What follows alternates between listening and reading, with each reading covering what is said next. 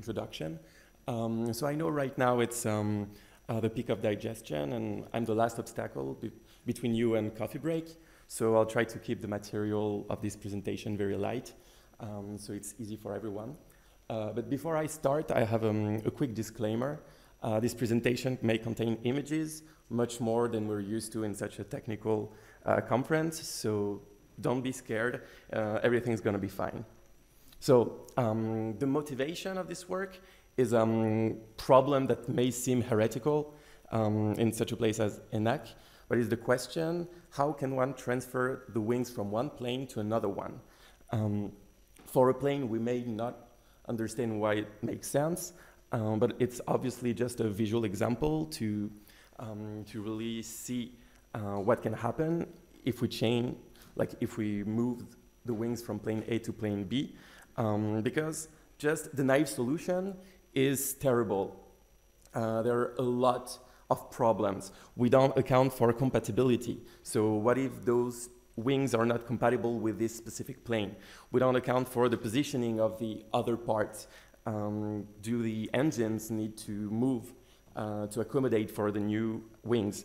And maybe also, maybe if we change the wings, we should also change the shape of the tail of the plane to accommodate for the new stability during flight. So this is the type of problem we're going to tackle for general shapes like tables, chairs, etc. It's going to be focused only on the appearance of the shape and not on the industrial constraints that would be for future work. Please note that all these questions hold an inherent ambiguity, because what we want to do is to change only one part without changing the others, but by modifying slightly the others. And this trade-off is inherent to the problem, so we'll see later in the solution we devised. We keep that ambiguity for the best or sometimes for the worst. Our main concern for the design of our solution is the ease of design exploration, because designing 3D objects is very time consuming, and a lot of times designers just have to go through a very big database of all the previous objects they have, and they will try to mix and match parts. And our goal is to devise something that can be embedded in a software to make their life easier and to help them save time. So what we really want to do is something that is easy to pick a part of a specific model and to put it on a separate model. So a viable solution would be autoencoders, and I will explain why. But first, a small reminder for people who are not familiar with this machine learning technique. So autoencoders are symmetric networks that try to recreate the input and to reconstruct it by going through a bottleneck that we call the latent space, which holds a lower dimensional representation of the data. So let's say our input is such a digit coming from the MNIST data set. We will pass it through what we call the encoder of the network. That is just any neural network where the last layer has a low dimension. We call that layer the code, and this is kind of a compression of the information contained in the input, because then the decoder, which is another neural network, will reconstruct the input only from the latent code. So obviously, to make it viable during training, we include a loss term that corresponds to the task of making them identical. So we need a loss between a difference between the input and the output. Another variety of autoencoders are variational autoencoders, and this is the variety we're going to use.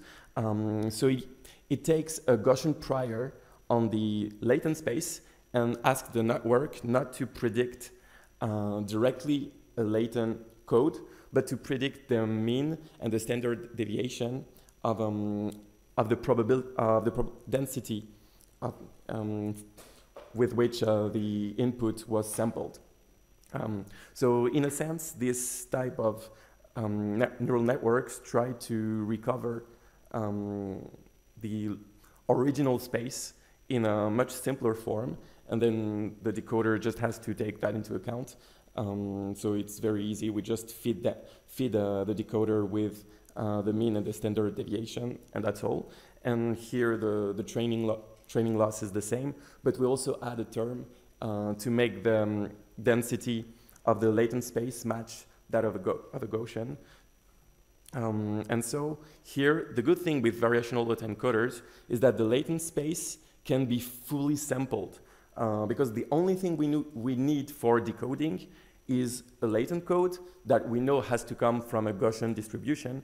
This is trivial to sample from, and then we can just give all the samples to the decoder to create new examples from the same distribution as the original data set. So for instance, if we use the MNIST data set, which is very famous, and if we sample regular points in the latent space, so in only the first two principal components of the latent space, we can see that all the intermediate points in the latent space correspond to shape, like digits that are morphing one into another. So this is perfect for shape variety. Let's say we can have a latent space that encodes the appearance of a part of a shape. We can exactly control the different modes of those shapes. But the question is, how can we use such neural networks for shapes? I don't know if you're familiar with this, but there's a network called Pointnet, which was the first one to introduce neural networks for point clouds. Point clouds are very versatile. They're like meshes, but without any connectivity, which means we can just represent them as an n×3 matrix and treat them as images to feed to the neural network. And Pointnet was able to solve a lot of different tasks related to computer vision on 3D shapes, on 3D point clouds. And it relied on kind of not that a complex architecture. Everything that we need to understand about that, it's a succession of layers, very typical layers in a machine learning framework with a specificity before the AND feature used for classification. We have a max pooling operation that makes it work. Why? It's because max pooling is invariant to order, and point clouds are essentially point sets, so we want somewhere in the architecture an operator that takes into account invariance by permutation of the points. And so this is the key to remember. So what we're gonna do is we'll only stick to this part of the network, and this is exactly an encoder, which means we can have the basic building block of our shape autoencoder. Then we need the data set, as typical in machine learning. So since we're working on shape parts, we're using a data set that already has the semantic segmentation of many different shapes, among which airplanes, and here pistols. And so this segmentation is consistent throughout the data set, which means we can know what part of an object corresponds to what part of another object. And please note, not all objects have the 4 parts. So for instance, for the planes, we can see one plane without an engine here. So now we will already see a way to take into consideration, to separate the parts of the objects. And that is the key insight of this work. It's to realize that a subset of a point cloud is also a point cloud, which means we can apply Pointnet not only to the whole shape, but also to each individual part. And if we do that, we have a code corresponding to each part. We can then reduce the dimensionality of this code and concatenate all of them. And so the result of this concatenation is just one code that represents the whole shape. if we visualize the latent space, I mean just the space here where the Pointnet part has already been trained, we can already see a promising feature, which is the fact that we see the principal modes for this plane dataset. So the 3 blobs correspond to the 3 types of planes we have in the dataset, the 3 major types, obviously, where you can see the difference is in the position of the engines, the number of the engines, the shape of the tail, the shape of the wings, etc. So this validates the fact that building a code from the concatenation of subcodes corresponding to each subpart can lead to a global code. And now we will just take that into a general autoencoder, but that mixes the parts, hence its name hybrid encoder.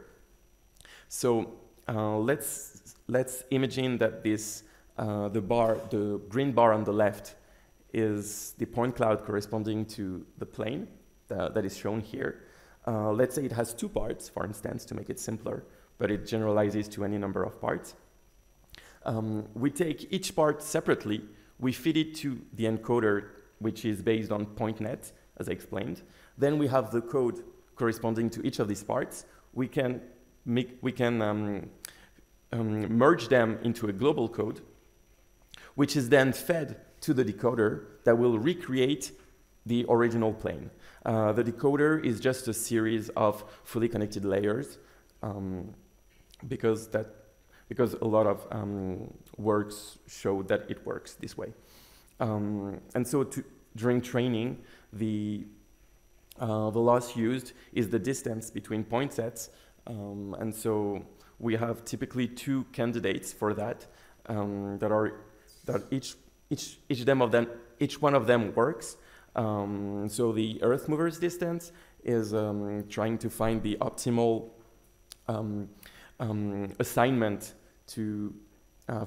like trying to find a bijection from the first point set to the second point set, and finds such an optimal bijection. And if we relax this bijection constraint, we can just have 2 terms that each one makes sure that this assignment is into and onto. And so this one is the chamfer distance is a very, very simple distance, very easy to implement and computationally fast. And so a lot of works working on point cloud generation models use this distance. So here is just a few examples of reconstructions for different types of planes. We see that it generally works, but it has some problems. These are inherent problems that correspond to the fact that it's hard to train an autoencoder to recover statistically rare examples. So here on this second plane, we see the tip of the wings. Not a lot of the planes in the data set has such wings, so the neural network just compromises on that. And for the third plane, for the 4 engines, the 2 extremal engines are a lot of the time in this network. They're not reconstructed because once again the network just realized that since most planes only have 2 engines, it doesn't pay a lot in the cost function. It doesn't cost a lot to not reconstruct them. But please note this is an inherent problem to autoencoders. Once we have that, we can move back to our first application, that is shape combinations, or as I like to call them, chimeras, because they're just objects like animals where each part comes from a different animal. So here we'll build planes where parts come from different planes. So the first thing to do is just to do exactly the first problem that I introduced, which is putting the wings of plane A into plane B. And since we have a variational autoencoder, we can also generate all the intermediate steps to see the plane B morph like the wings of plane B morph into the wings of plane A. The general pipeline is very simple. We saw that we have four, so here for 4 parts of the planes, we have 4 sub-point clouds. Each one of them gives a subcode. Then we'll just mix and match the subcodes we're interested in, and we give that to the decoder in order to create the hybrid shape. So let's see on the same planes as before some reconstruction results. If we perform the interpolation, the morphing on the whole code of the plane, which is the first line, the first row, we can see that the general shape of the plane changes. And if we restrict only to specific parts, for instance, here we have the engine, the body, the tail, and the wing, we can get back to the ambiguity I mentioned at the beginning. Because when we want to change only, for instance, only the body, we see that also here it's a bit hard to see, sorry, but we see that also the wings change a bit, and when we change the tail, the body also changes a bit, because it's exactly what I mentioned. We want to accommodate for the new part, and we know the general shape will be different from the original one. Here are other examples with chairs. So if to the left we can see the base, chair, and the target armrest, which means we will put the armrest of the target on the base. And the nice thing to notice is that the back also gets curved a bit to accept those armrests. Now two interesting cases. For instance, leg swap, where we have chairs that have different topologies for the legs. Obviously, in the design choice, since it's a point cloud, we have no topology information, and so here the intermediate steps cannot really make sense. So the neural network is just moving points in a specific, like in a weird fashion. But on the same model, if we replace the back with a back from a smaller chair, we can see that the back just shrinks.